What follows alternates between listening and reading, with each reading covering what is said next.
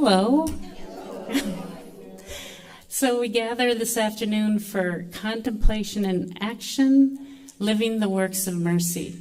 And so help me welcome your Dr. Margie File, but I know you as Margie. And Margie teaches at Notre Dame and has many important interests: ecumenical dialogue, Catholic social thought, racial justice, ecological ethics, and peace studies. She's also the most recent iteration of the Catholic Worker in South Bend, founder and resident of St. Peter Claver Catholic Worker Community in South Bend.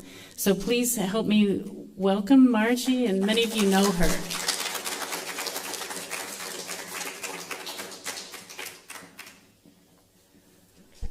Well, can you hear me okay? All right. Well, good afternoon. It's wonderful to be here with you and to see so many friendly faces, people I've known for many, many years. And I just first want to say thank you to you all as Sisters of the Holy Cross for all of your work, because it's formative. It's been formative in my life and in the lives of many people in this community. So it's just an honor to be here with you. Yeah. So, in talking with Sister Mary Ellen and Carol about what would be most helpful, we talked about your billboard campaign, and I thought, oh, that's a perfect connection, because as we think about the Catholic Worker being rooted in the works of mercy, Matthew 25, that was right at the heart of your campaign. What you did to the least of these, you did to me, right from Matthew 25. And it's such an important message for our time. So I want to tie in a few of your billboards with a story today. And more than that, what Jesus is inviting in Matthew 25 is taking the long view and also going deeper into the present moment, both at once. Who is the person right in front of us, who invites us to love fully? And that person is Jesus. When you did it to the least of these, you did it to me. And when Dorothy Day and Peter Marin started the Catholic Worker, it was with that vision of trying to practice and live out the works of mercy. So Dorothy Day, this is the cover of her book. For many years, she wrote a column in the Catholic Worker newspaper called On Pilgrimage. And I thought that image of pilgrimage might be a good theme for our time. If we think about this invitation to being on a journey, the ultimate goal is life in God, at the end of time, in the eschaton, which is the setting of Matthew 25. At the end of time, all that Jesus says will matter is, how did you treat your neighbor? And this is something that Pope Francis especially picked up on in Fratelli Tutti.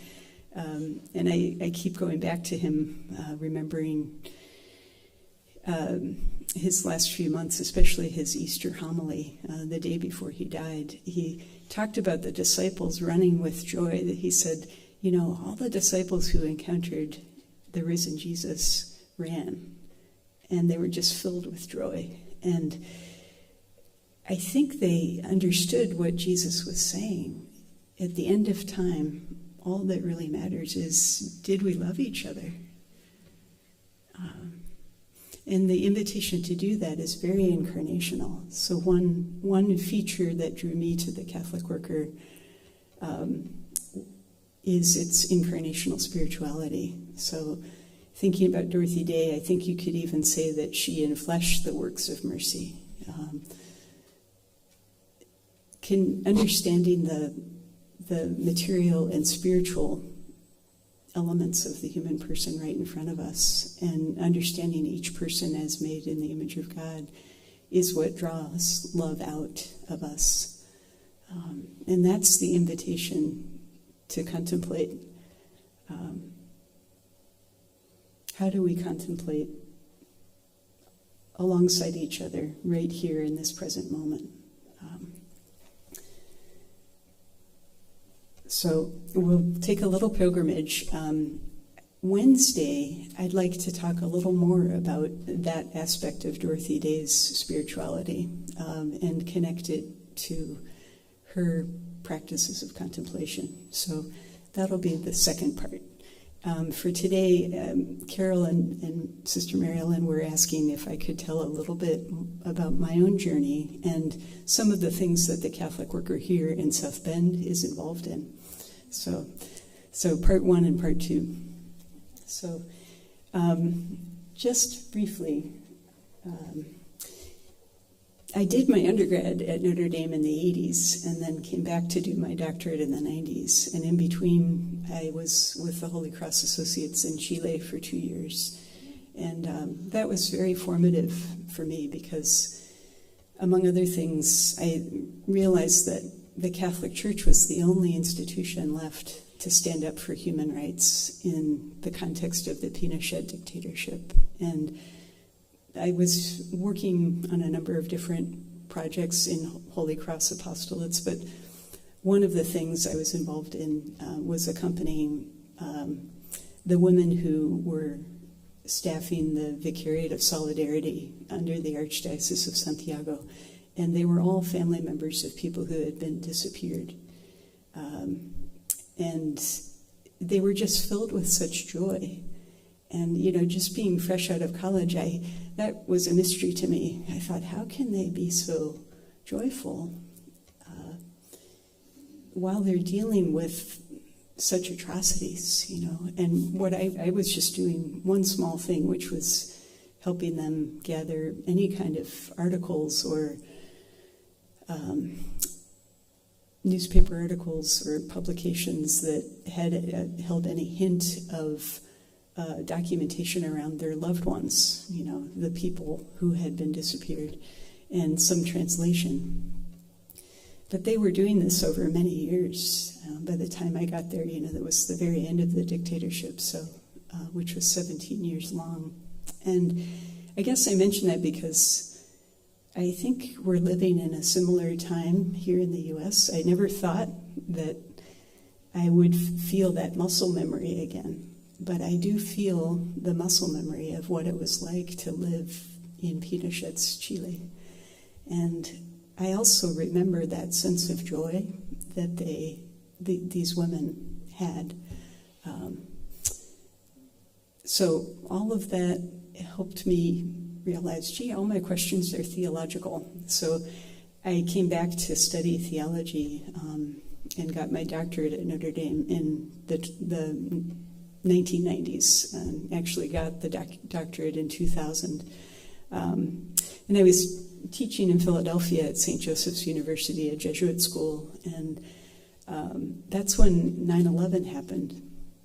And I woke up the next day and I thought, I either have to join a monastery or a Catholic worker, because I thought I need to be in a community of people rooted in prayer and committed to nonviolence, because I knew the response of the U.S. would be violent. And so I started spending time at some of the Catholic worker communities in Philadelphia. At that time, there were 3 different Catholic workers. And so I had actually planned to live at one, at the House of Grace. 2 women had a medical background. One was a nurse and one was a nurse practitioner, and they had a health clinic next to a Franciscan soup kitchen in Philadelphia. And so that they said, oh, you could live here in the supply closet in the back of the clinic. It was like that little kitchenette over there. It was about that size. And I said, perfect. Because when I lived in Philadelphia, I am one of 6 children, last of 6, and I had never lived by myself. And I remember being in my apartment in Philadelphia, and I thought, everybody has their own toaster.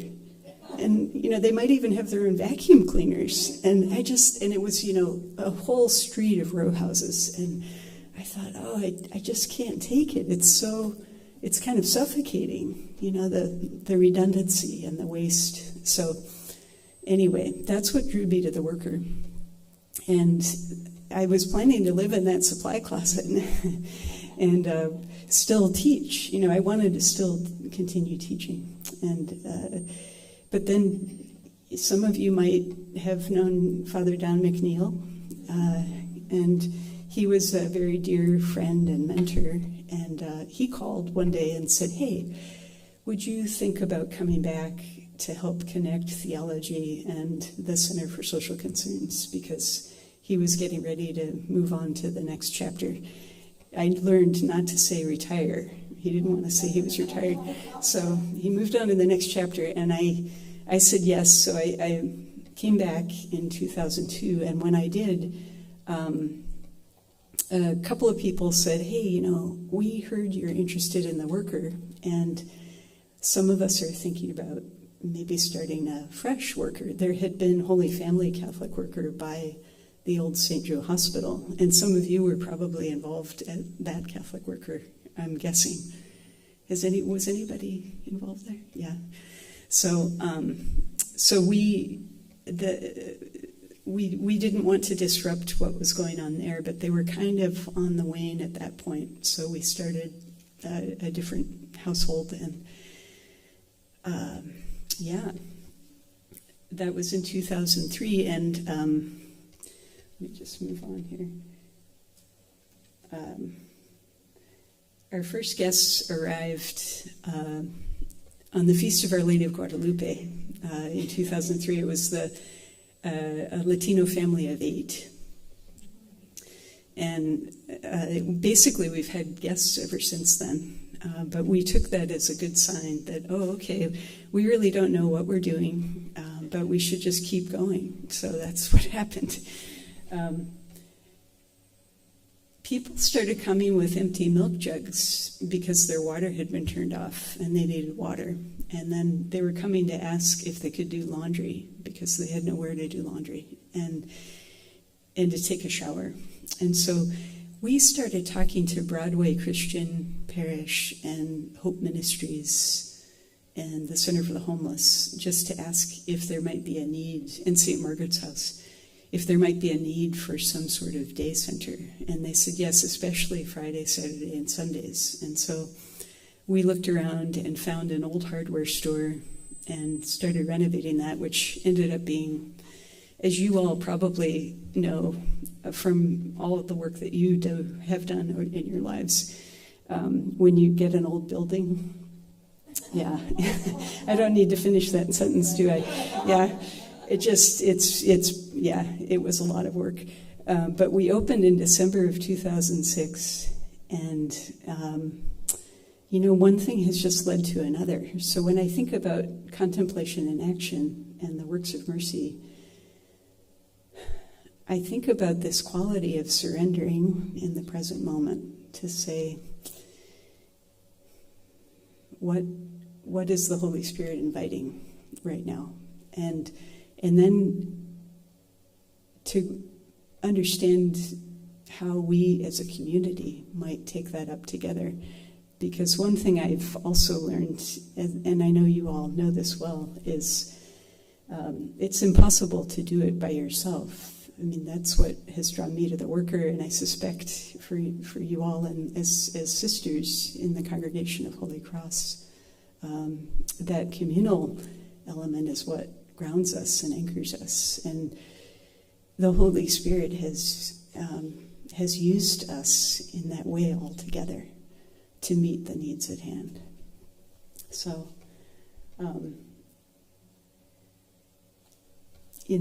along the way, this ecumenical movement began in 2002 of Mennonites and Catholics, and a friend of mine invited me to go to the first public gathering in 2002. So the same year that I was coming back to Notre Dame, and this was at St. John's Abbey in Minnesota. And Bridge Folk, it's called. Bridge Folk is a movement of Mennonites and Catholics, and the thumbnail description is Catholics who are interested in peacemaking and Mennonites who are interested in the sacramental spirituality of Catholicism. And so I met Biff Weidman there, who at the time was a Mennonite pastor in Elkhart. So we lived half an hour apart, but we never met until we went to Minnesota. and then I only ever saw him, once a year at Bridgefolk. But then he invited me to be part of an ecumenical faith-sharing group in 2005 that met once a month, and I went over to Elkhart, and I discovered that they were all Mennonites except me. So I guess I was the ecumenical element. So we became friends, and then we married in 2011, right over in the Church of Loretto. So thank you for your hospitality. It's a very special place for us. And we invited our guests who were Mennonite and Catholic to remember our baptisms together. Instead of having a Eucharistic liturgy, we invited people to remember their baptisms by approaching the font. And we weren't sure if people would go for that, but I think everybody did approach the font, the baptismal font in your church. So it's a very special place for us. And we have been living as part of the Catholic worker community together since then. I'm coming to the other pieces in a bit, but in terms of contemplation and action, this is something from, if you're familiar with Thomas Merton's New Seeds of Contemplation, that book. I was working on a paper recently, and the epigraph right at the beginning of the book is in Latin. And I love this book. I use it all the time in my classes, but I never really stopped to contemplate the epigraph. And I thought I'm gonna spend some time with this. And it says, "You who sit in the darkness, keeping your hope alive, the rise of the morning star, the sun shall not be too slow." And just thinking about living the works of mercy in our own times, so much is uncertain these days, in every respect, it seems. And yet, the sun rises so late right now, I find myself frequently looking out to the east, remembering this and waiting for the sun to rise. And it isn't too slow. And it is a fount of hope that God is faithful, and no matter what, the sun is rising, and it's God's creation inviting us into God's self. I find that tremendously consoling, and I hope that might be helpful for you too. Thinking about living into the works of mercy means living into a lot of grittiness in people's lives, and hope can be hard to come by these days. So, but the sun rises every day.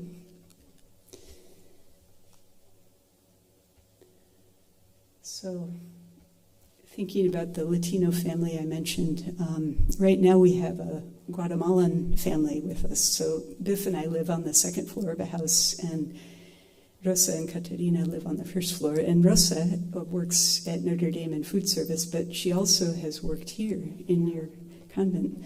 So they came just before the pandemic, so about 6 years ago now. And that was during the first Trump administration, when there was the family separation policy. And Caterina was 13 at the time, and Rosa and Caterina were separated. Rosa was held in a detention center in Texas, and Caterina was shipped to California. And their first language is Quiche, and their second language is Spanish, and they really didn't know any English. So after 3 months, they were reunited, and then they came to South Bend because Rosa has a cousin here. And so they ended up coming to the Catholic Worker because their living situation was precarious. And they're doing really well now. Katerina is going to Adams and looking into colleges, and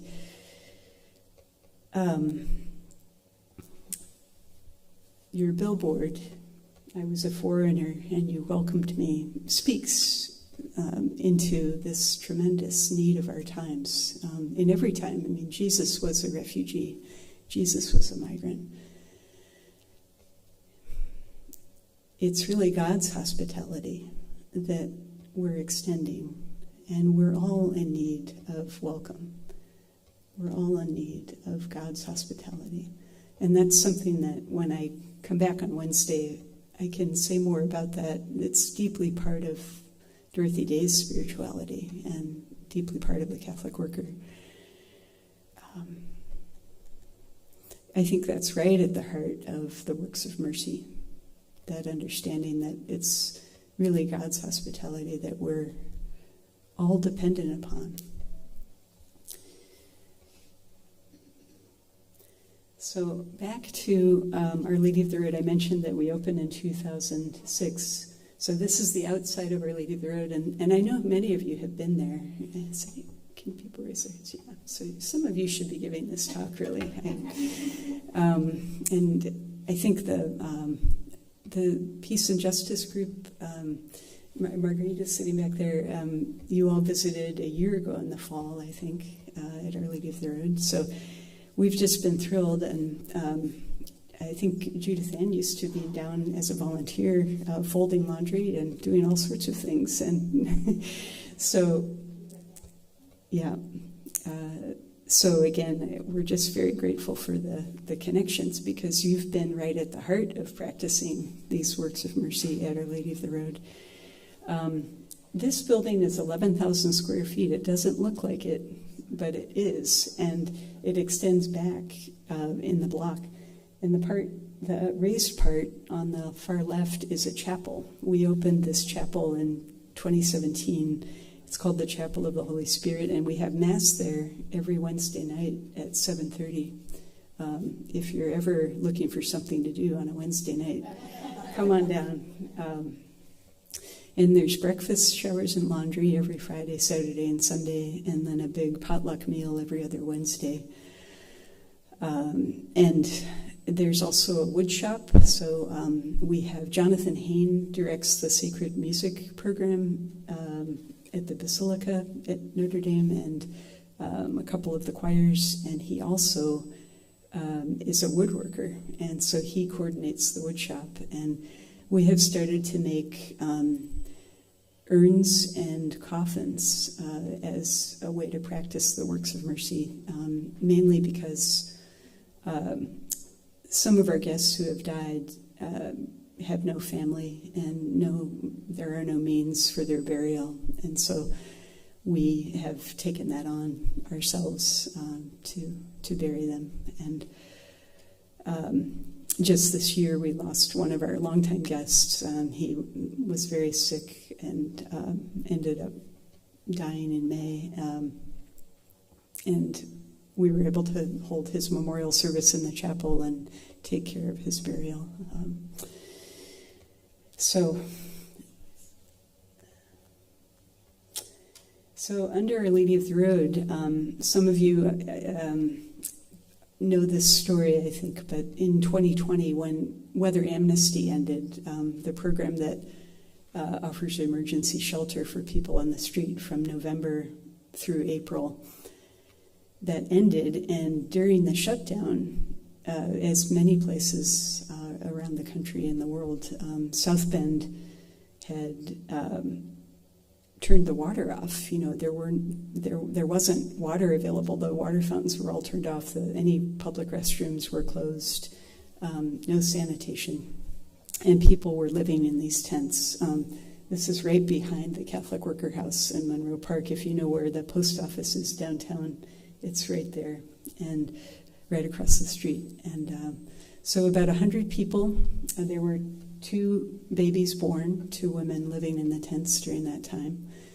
And from May through August, it was a really hot summer.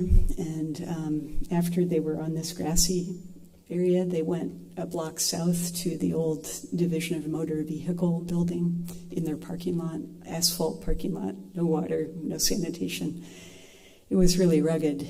And we started a Zoom call once a week and gathered people, public officials, council members, people from the mayor's office and the county council, and anybody who wanted to join. We invited people who were living in the tents just to talk about, well, what can be done here. And I invited one of our longtime supporters who is a retired business professor from Notre Dame, and he called me one day and he said, I think the public officials are starting to, soften a little bit. So if I put in $30,000, would that help? And I said, yes. If you put in $30,000, we would put people in motel rooms, because all the motels were empty, during the shutdown. So then another donor heard that this had happened, and he matched it. So now we had $60,000. And in August of 2020, we moved the 80 or so people in the tents into motel rooms. And that's when Motels for Now started, the program under Our Lady of the Road. So this became a low-barrier housing program. Low barrier meaning people don't have to be clean and sober to get a room. If all the other programs in town are high barrier, including the Catholic worker houses, meaning people do have to be clean and sober. And the problem is that we've had people in tent encampments for years and years and years in South Bend, and it was really the pandemic shutdown that brought things to a head to say we can't act as if this is normal. Housing is basic to human dignity, and it's right at the heart of the works of mercy, right? Nothing else can happen unless somebody is housed, and people are not going to get clean and sober or go for mental health treatment when they're living in a tent on the street. It's like crossing the Grand Canyon. You can't do it. So I have this short video, and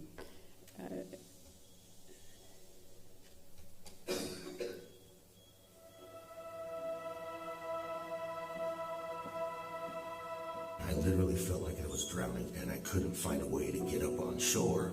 And Motels for Now has been the hand that reached out, and has allowed me to pull myself up. And they found us an apartment. So now we have an apartment. They are good people. They help with everything. Outside of housing, it's restored my faith and hope in humanity, that despite whatever your darkness of the day is going to be, tomorrow is a new day with people that will care for you and that will help you and that will try to tackle the solution. So I kind of like slid off a little bit. God willing, yeah, I'll be able to write the chorus and straighten things up, I just need a breakthrough, and this is my start. Thank you.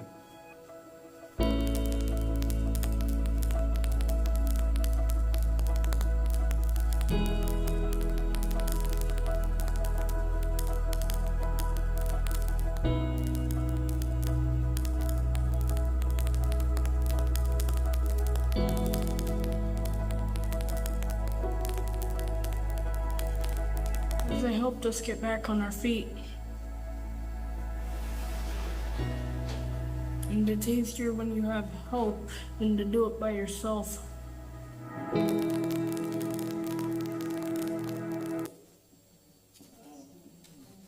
So this was, we made this video when we were appealing for more public funds. After the $60,000, the county auditor called and said, hey, the county has CARES Act funding that is meant for this. And so he brought it before the county council, and then they provided funding over $3 million in funding in those years, altogether, from 2020 to 2022. And then with the November 22 election, the county council changed composition politically, and they cut our funding almost immediately. And that was kind of a shock, because we have 115 people there staying every night, and it's daunting to think about what happens to each person, when suddenly the rug gets pulled out from under you.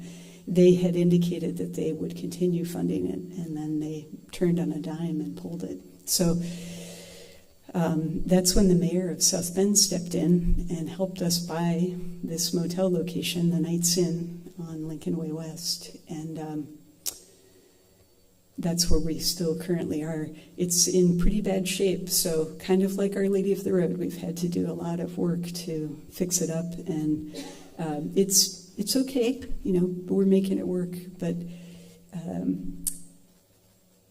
we are in the process of planning to build a new facility, because that can't be the permanent place. So right now, Motels for Now is transitioning into what we're calling the New Day Intake Center, and we're planning to build this new center. So I want to say a little bit about the services we're currently offering, and these will carry over into the new building. We have a housing team, a staff of about 25 people overall, and 5 of those people are working on housing. So when somebody comes in, they help them gather their documents. So all of the things that are needed to fill out a housing application, birth certificate, Social Security, history, rental history, that sort of thing. And then also help them get connected with other services, so mental health care, medical care. 638 people have moved on to positive destinations over these 5 years. There's a food service team, so we are preparing meals at Our Lady of the Road and then bringing them to the motel. When we have our permanent facility, we'll have a commercial kitchen there. And then we have a transportation team, a couple of people and a couple of vans to take people to appointments, because so often, what we've discovered is the reason people have remained on the street for so long is they can't get to appointments. Even if an outreach worker said, oh, here, come on this day at this time and we'll help you get housing, they're living in a tent. And they can't get from A to B. That's often been just the whole series of obstacles that people have to face just to survive the day, So one of the services is we have collaborated with Beacon Family Medicine Residency Program. So the resident physicians come on site to run a street medicine clinic, and they bring all their supplies in backpacks and see people in these empty motel rooms. So when we have a permanent facility, we're building in dedicated clinical space as part of that. But this has been life-saving. We have run a study through an institute at Notre Dame that just concluded, and in 2 years, they documented a 60% reduction in ER usage among our guests who are patients at the clinic. One man showed up at the clinic, living at the motel, and the physician said, you really need to go to the hospital right now, because he was having cardiac symptoms, and he was reluctant to go. But then the next morning he had to be rushed to the hospital, and they did a quadruple bypass. But the physicians in the clinic really saved his life, and he's now living in an apartment building, navigating 3 flights of stairs with his groceries. He's doing great. He's living on his own. Yeah. We also hired our own psychiatrist who, as the street clinic physicians make referrals, she sees people on site. and has been able to connect people to psych meds, and the staff at the motel help administer those meds. So all of the things that are difficult to do when somebody's living in a tent. And because of that, some people have been able to move into permanent housing because they've gotten stable with appropriate medication. So Katie Callahan is a Notre Dame grad who, as an undergrad, volunteered at the Catholic Worker and did her medical training at Vanderbilt, and then came back to South Bend to be a family physician. This is her vocation, and this is what she says. As a physician, I can prescribe powerful medication. However, housing is more impactful to health than any medication that I can prescribe. If I could prescribe housing, I would. You know.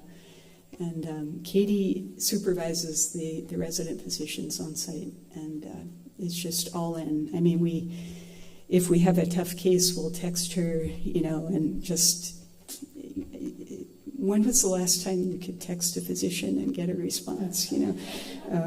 But one time, you know, I asked her to come see somebody at the Catholic Worker who just absolutely would not go to the doctor. So she came and sat on the floor of our living room, and because this person had lost some of his part of both legs due to diabetes, and so he was sitting on the floor. So she sat down there on the floor and got her stethoscope out and said, "So hey, how's it been going?" You know, and he loves her. I mean, she's the one doctor that he'll trust. You know, so we talked at the very beginning about the incarnational element of the Catholic Worker spirituality, and I think it's that gritty flesh and blood invitation of Jesus who gave himself, who was incarnate and became one of us, that makes it possible. You know, I return to that every day, just to say, help. What do we do in this situation? Because a lot of these situations that we encounter are seemingly impossible to solve. I mean, people who've been on the street for so long that I think they've given up hope. And certainly our local community, sometimes it has felt like we gave up hope that people could be housed. You know, that tent encampments just became a normal thing. And it shouldn't be that way. The tent encampments should not be normalized. So, one of the other things we've enjoyed is one of our staff people has led an art studio on site at the motel, and he invited people to contribute works of art that we displayed at Our Lady of the Road through the summer. Just amazing gifts, and just waiting to be tapped. And again, if people are living in tents, you might never know that about someone. What are the gifts that they've been given by God to be shared? And how do we draw that out of each other? Right? So we will have an art program at our new facility as well. And so our new facility will be on Old Cleveland Road, out by the airport, kind of northwest of the airport, and just down the road from the Meijer and Aldi's out on Portage Road. So we had our groundbreaking on September 22nd. And this is the layout. We hope to open in spring of 2027. So let's see here. Oh, didn't want to do that. This is that's the main service building. So there'll be a clinic space there on the kind of the top left corner. And then there's a chapel. We're building a chapel there too, which I'm excited about. and staff space for the housing team, especially to be able to meet with people. And I mentioned the kitchen and cafeteria, which would also double as the art space as well. And then space for 126 people. The buildings around the horseshoe are doubles, and the red building in the middle is for single units. And this is about 7 acres. The city bought this property for us, and it's actually 15 acres total. On the other 7 acres, South Bend Heritage will be building an integrated housing complex. So integrated meaning affordable housing and permanent supportive housing mixed together.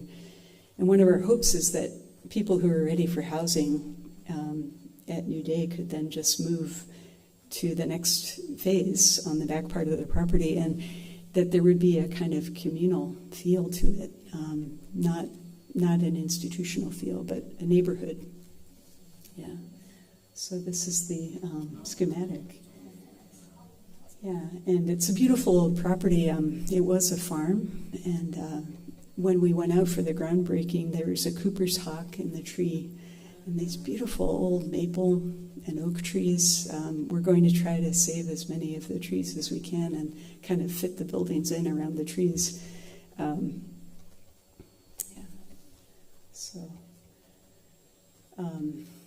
So just back to your own work as the Congregation of Sisters committed to the works of mercy. This is what we've been trying to do in the Catholic Worker here.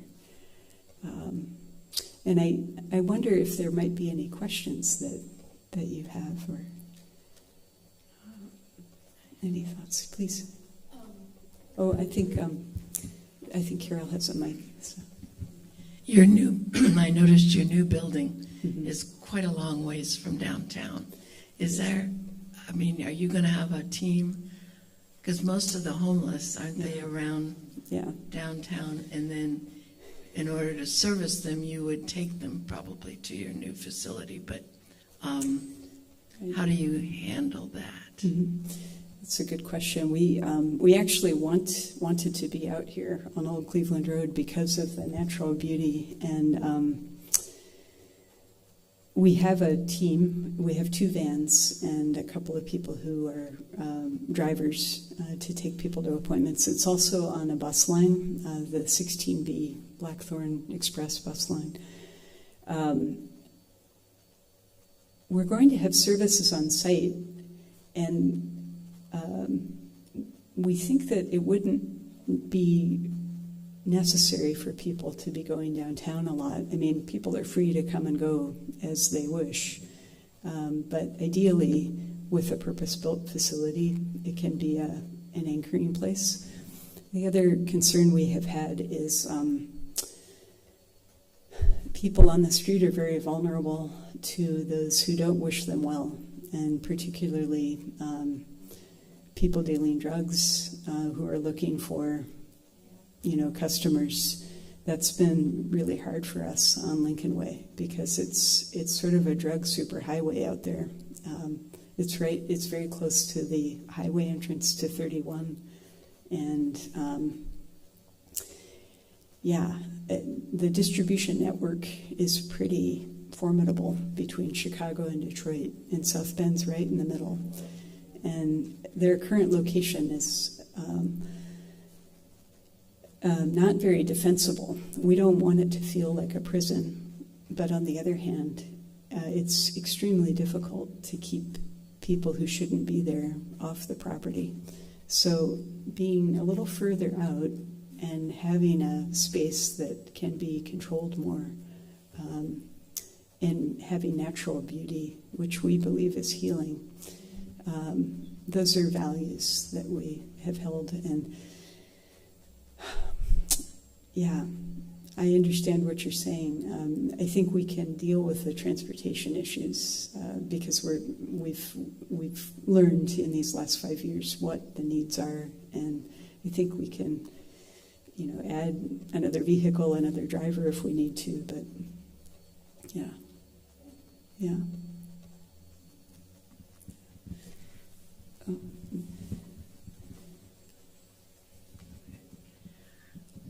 is the sustainability you've already experienced, Yeah. certainly because you've come quite a ways, Yeah. but ongoing. Yeah. Yeah. And that building project Mhm.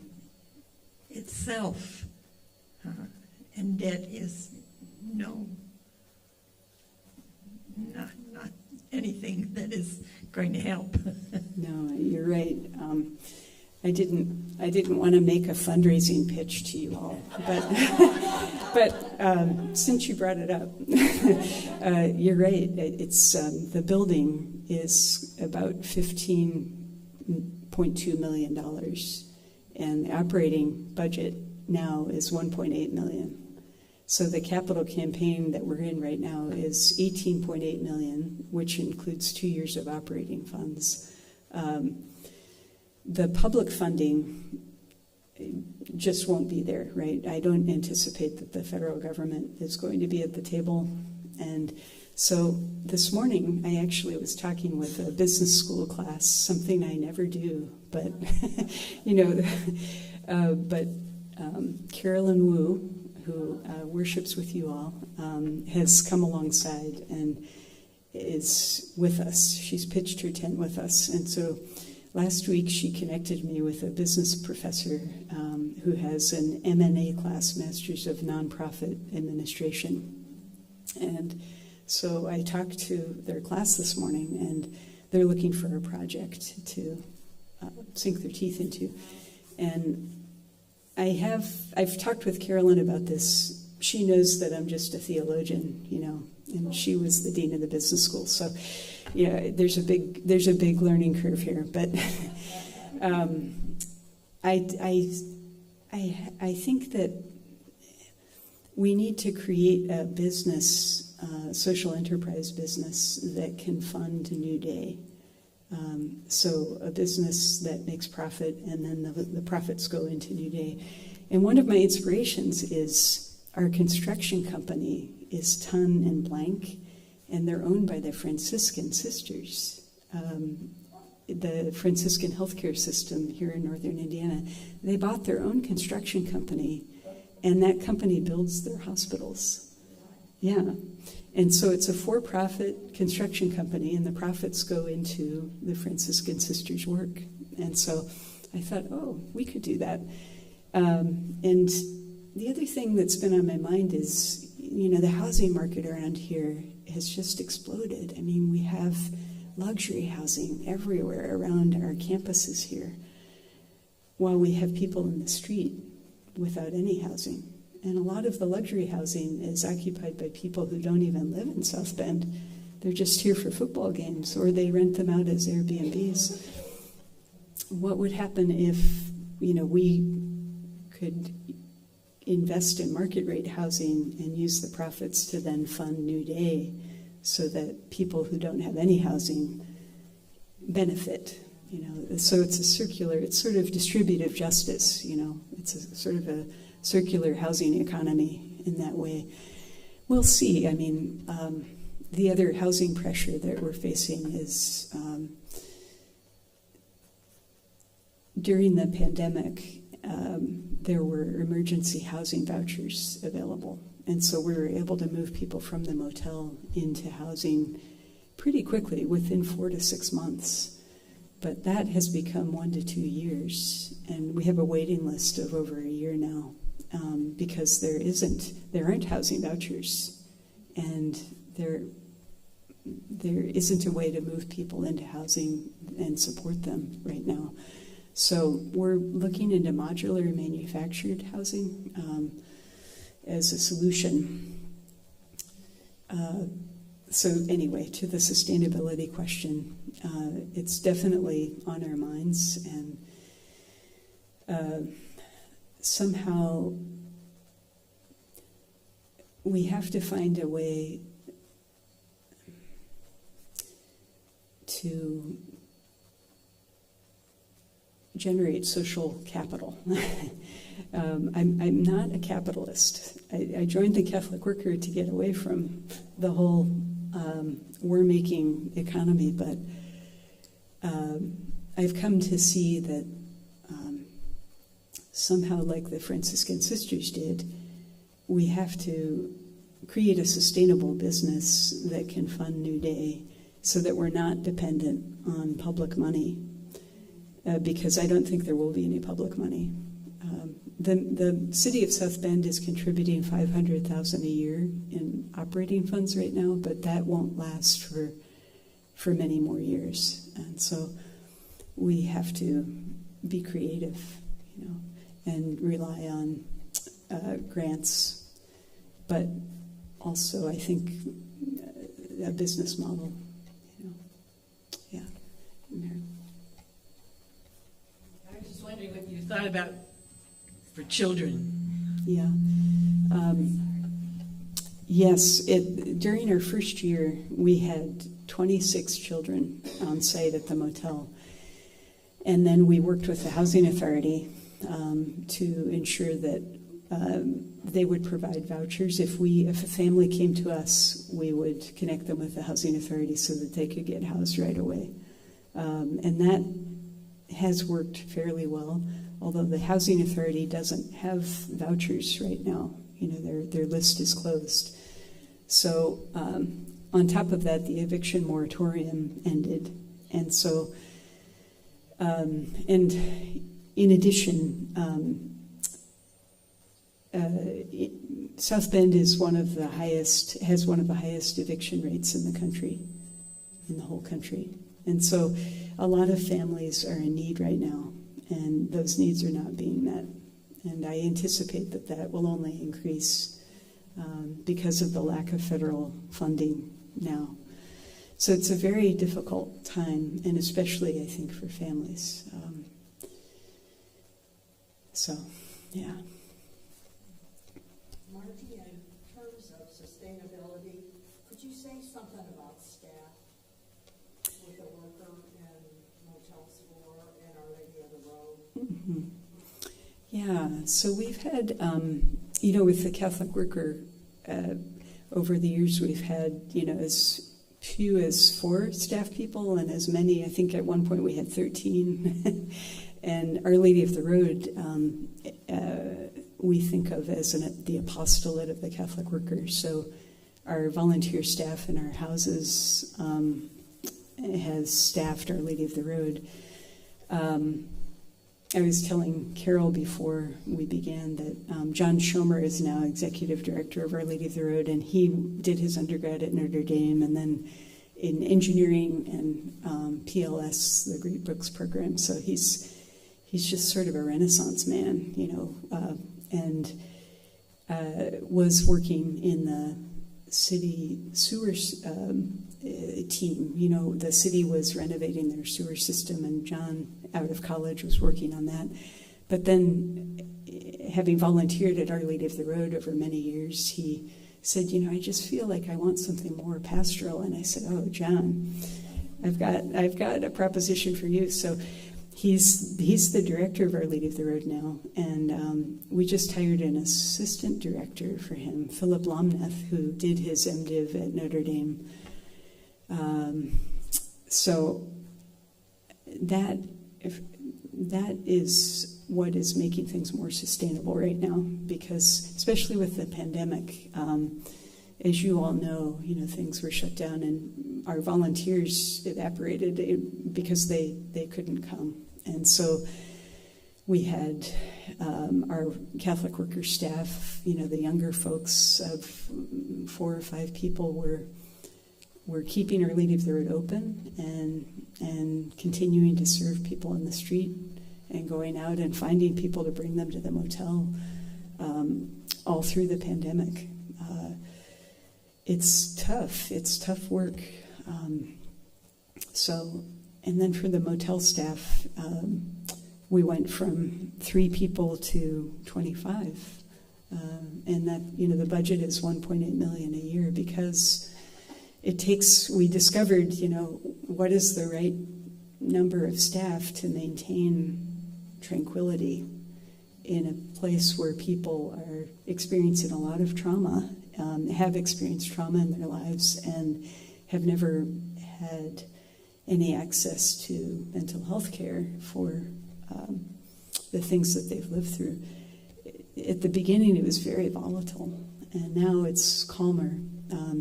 Part of that is we've housed most of the chronically homeless. So chronically homeless meaning people who've been homeless for over a year. Most of those folks are now permanently housed. And the folks we're seeing now come through the motel have been on the street for a shorter period of time. And it's just a little bit calmer.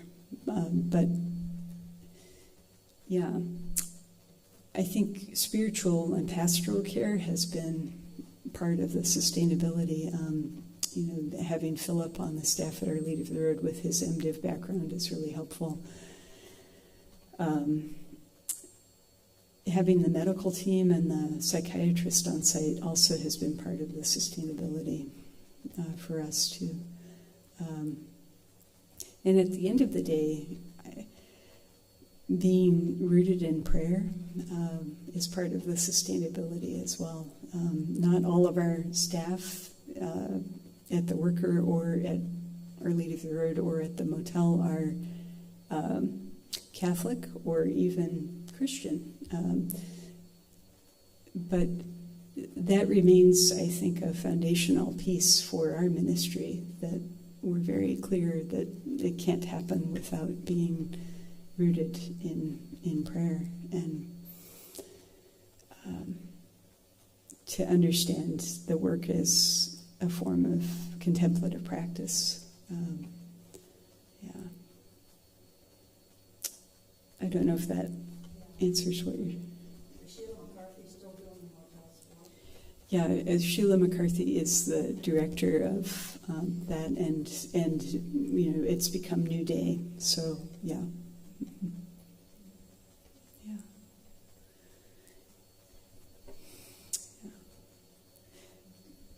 Well, on Wednesday, I'd like to share a little bit more about that expression of contemplation and action that we see in Dorothy Day and her understanding of God's hospitality, because it was rooted in her sense of the sacramentality of creation and rooted in liturgy. And she was inviting young workers like we have today into those practices. And it was very sustaining for her. And I think maybe it can connect with your practices as sisters who've had a lot of varied experiences in ministry, all sorts of ministries. I mean, just thinking about people in this room, I can't imagine the decades of a variety of ministries that you've all been involved in. And so one thing to think about, I guess, between now and Wednesday is what has sustained you over all these years in your ministries, and what is sustaining for you now. And maybe we can talk further about that when we gather on Wednesday. Okay, great. Thank you.